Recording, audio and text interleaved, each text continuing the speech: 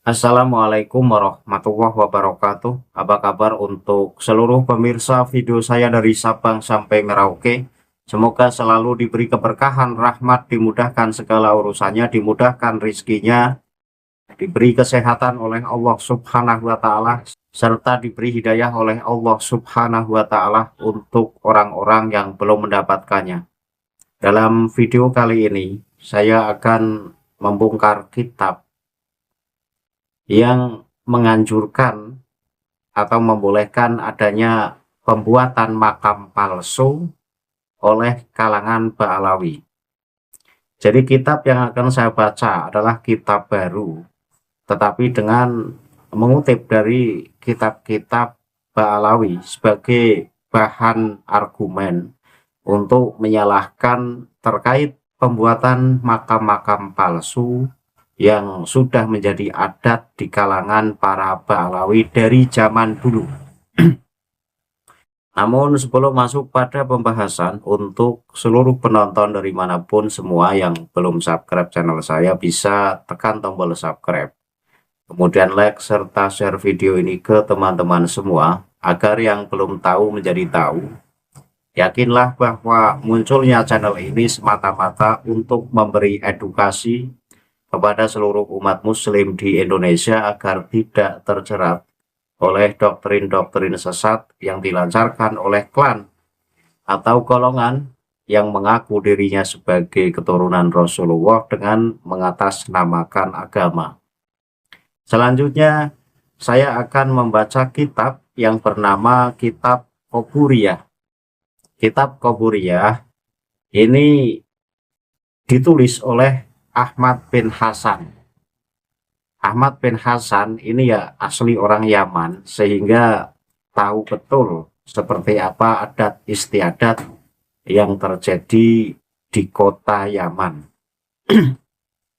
Sehingga Ahmad bin Hasan ini menciptakan atau menulis satu kitab yang cukup tebal yang bernama Kitab Qaburiyah. Tebal dari kitab ini ada sekitar 700 halaman. Dalam kitab ini ada satu pernyataan yang diambil dari kitab Ba'alawi, bahwa ternyata membuat makam-makam palsu ini ada anjuran dengan alasan satu untuk mencari barokah, yang kedua sebagai mazhab atau pengingat. Sehingga perlu saya bahas, kenapa saya membahas terkait makam-makam palsu yang sudah menjadi kebiasaan di kalangan orang Yaman. Ya karena di Indonesia ini banyak makam-makam palsu yang dibuat oleh para cucu palsu Rasulullah. Nah itu berarti karena ada dasarnya ajaran dari golongan mereka itu membolehkan membuat makam-makam palsu. Dan kitab yang akan saya baca ini adalah Kitab Qaburiyah di halaman 378 hingga 379. Teksnya saya tampilkan di layar sebagai bukti bahwa apa yang saya sampaikan ini bukan atas dasar saya menebar kebencian, tetapi saya baca kitab ini sebagai bentuk peduli saya terhadap seluruh muslim di Indonesia, agar pentingnya menjaga sejarah kita, agar pentingnya menjaga makam-makam leluhur kita. Jangan sampai makam-makam leluhur kita justru kita lupakan dan justru diganti dengan makam-makam palsu bikinan orang-orang yang datang ke Indonesia ini untuk menjajah, baik menjajah akidah maupun menjajah sejarah. Sehingga kita akan kehilangan sejarah dari pahlawan-pahlawan kita, dan kita justru akan mengingat pahlawan-pahlawan palsu bikinan dari golongan yang datang ke Indonesia hanya sekedar untuk numpang hidup. Penonton bisa simak teks yang saya tayangkan di layar, dan saya akan membaca teksnya. Bismillahirrahmanirrahim. Amma indana fi hadramauta fa'adatuhum idza mata ahadu kabairihim fi maudhi'in ba'idin wada'u alaihi ahluhu auman yuhibbuhu minal muridina nasbun yasmunahu masghatan li ziyarati wa tabarruki bihi. Artinya, adapun di tempat kami di Hadramaut, kebiasaan mereka adalah jika salah seorang tokoh besar mereka meninggal di tempat yang jauh, maka keluarganya atau orang-orang yang mencintainya dari kalangan murid akan menempatkan di atasnya sebuah monumen atau tanda yang mereka sebut mashhad untuk diziarahi dan dimintai barokah atau tabaruk dengannya. Nah, ini jelas bahwa dalam kitab Qoburiyah di halaman 378 ini bahwa kebiasaan atau adat di Hadramaut ketika ada pembesar-pembesar dari kalangan mereka kemudian meninggal di negeri orang lain atau meninggal di tempat yang jauh, maka kebiasaan mereka itu membuat satu monumen, bisa disebut makam palsu, dengan tujuan sebagai pengingat sekaligus untuk ngalap berkah di sana. Nah, ini tidak jauh berbeda ketika orang-orang Yaman, orang-orang Tarim hidup di Indonesia, kemudian merasa jauh dari leluhurnya yang ada di Tarim. Kemudian mereka membuat mashhad atau membuat makam palsu di Indonesia dengan alasan mengingat kepada mereka, dengan tujuan mengingat kepada jasa mereka serta menjadikan monumen atau makam palsu itu sebagai tempat untuk ngalap berkah. Nah, sehingga kita perlu waspada dengan adanya kitab-kitab Ba'alawi atau ajaran-ajaran Ba'alawi yang membolehkan membuat makam-makam palsu. Kita perlu waspada. Kenapa kita perlu waspada?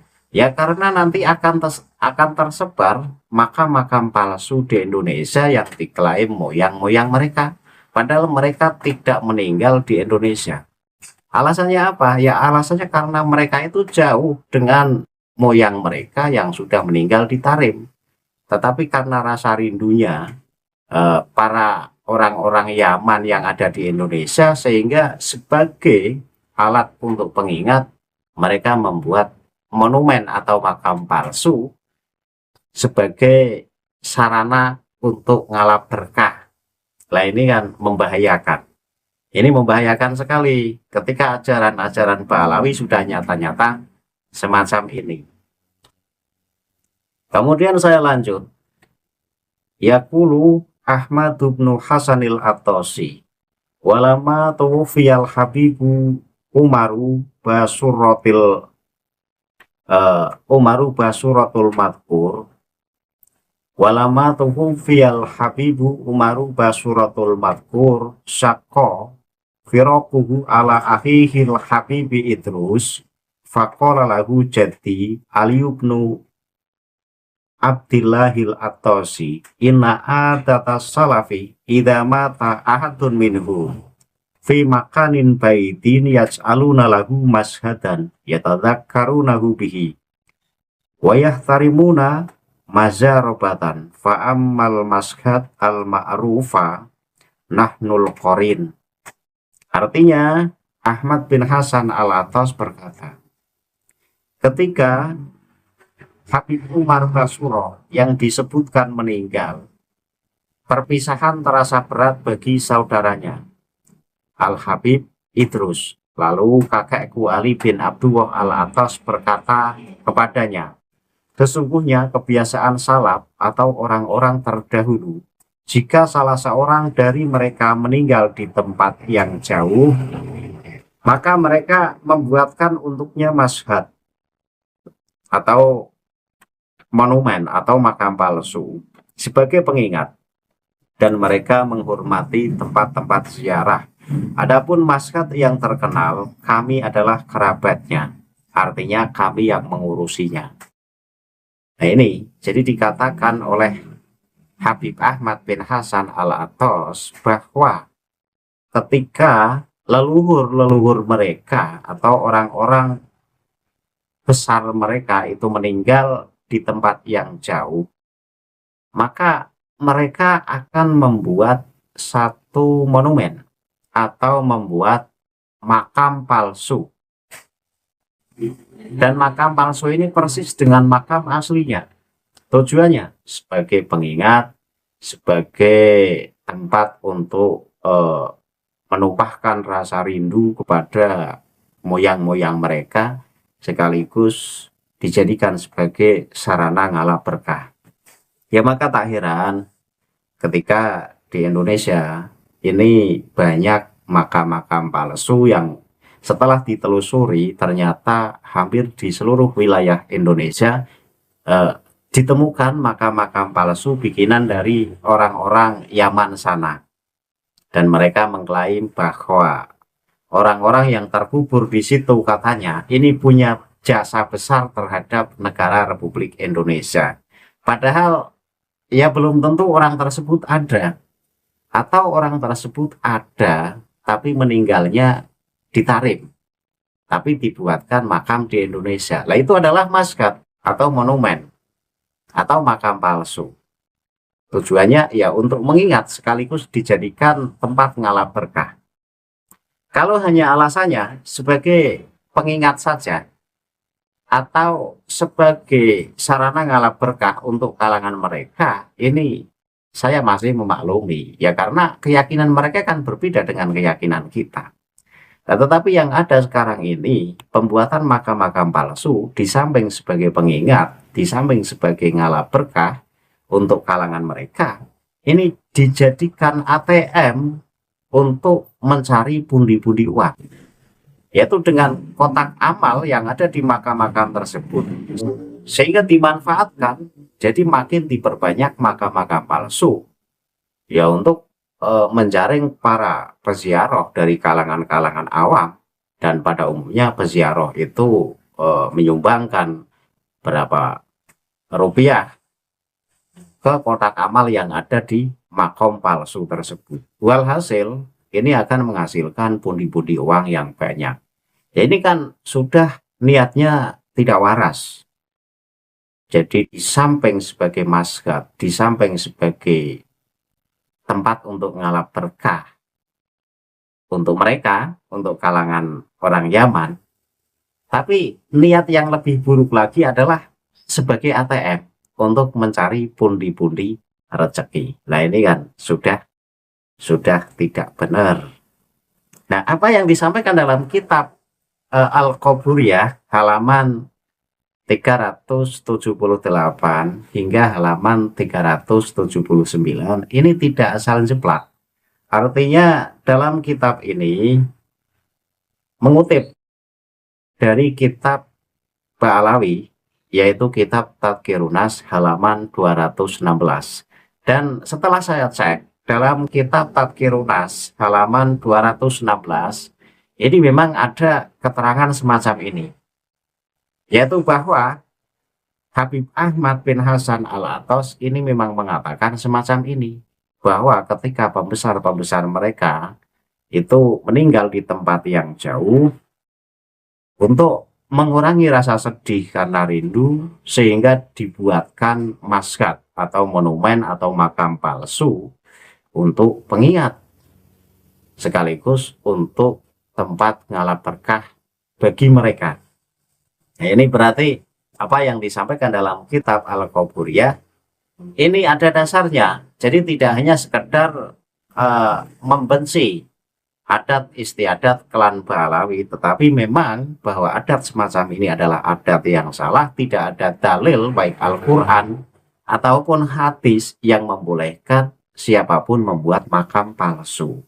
Tetapi adat dari kalangan Yaman, khususnya orang-orang Ba'alawi, ini adalah membuat makam-makam palsu dengan dalih mashat atau untuk ngalap berkah. Ini tidak dibenarkan menurut ajaran Al-Quran maupun menurut ajaran hadis.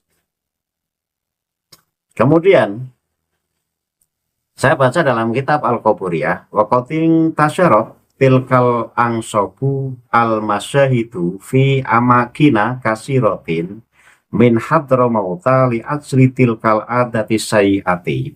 Dan sungguh monumen atau ansab atau masyahid tersebut telah tersebar banyak di tempat di Hadramaut karena kebiasaan buruk itu. Jadi di Hadramaut sana ini sudah tersebar banyak sekali makam-makam palsu atau monumen-monumen yang itu diklaim sebagai makam dari leluhur-leluhur mereka, padahal itu adalah makam palsu atau sekedar monumen atau maskot.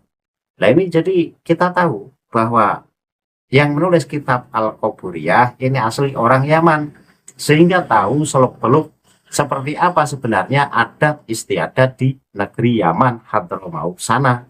Ternyata oleh penulis kitab Al-Qaburiyah bahwa di negeri Yaman, di Hadramaut khususnya, ini sudah banyak makam-makam palsu yang tersebar di wilayah tersebut. Nah ini kan membahayakan ketika budaya buruk semacam itu kemudian dibawa oleh orang mereka ke Indonesia. Kemudian di Indonesia ini membuat makam-makam palsu seperti halnya di Hadramaut. Kemudian saya lanjut. Wa mimma kunna sami'na lil alamati Alawi ibn Thahir al-Haddadi faqala wa huwa yatakallamu an qaryatil Bakhosum wa dzakara anna indaha alamun mashhadu basuratin wa hum yasmunahu mashhadal habibi Abdillahil Haddadi. Dan diantara yang kami dengar dari Al-Alamah Alawi bin Thahir al-Haddad, beliau berkata ketika sedang membicarakan desa Al-Bakhosum dan menyebutkan bahwa di sana terdapat tanda maskat Basuroh yang mereka sebut maskat Al-Habib Abdullah al-Haddad. Jadi dikatakan oleh Habib Alawi bin Thahir al-Haddad bahwa di desa Al-Bahasum ini terdapat maskat atau makam palsu yang diklaim bahwa makam itu adalah makam dari Habib Abdullah al-Haddad. Lalu apa tanggapan dari Habib Alawi bin Thahir al-Haddad? Tanggapannya adalah sebagai berikut ini. Sumakola walau lazama antakalama ala hadmi mislahadhil a'lami min fuqaha isyafi'iyati wa minal maktu'i bihi annahu intarot taba alaiha mayajilu bil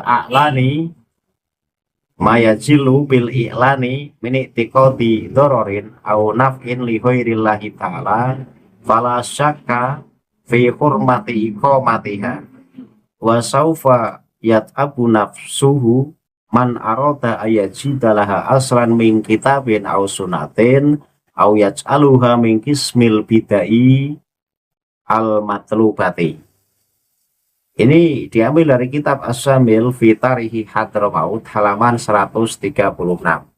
Bahwa dalam kitab As-Samil fi Tarihi Hadramaut halaman 136 yang kemudian dikutip dalam kitab Al-Qaburiyah di halaman 379, ini adalah Habib Alawi bin Thahir al-Haddad ini berkata bahwa jika harus dibicarakan mengenai penghancuran tanda-tanda atau monumen semacam ini oleh para ahli fikih madhab Syafi'i dan yang pasti atau menyebabkan terbukanya keyakinan adanya bahaya atau manfaat dari selain Allah Ta'ala, maka tidak diragukan lagi keharaman mendirikannya.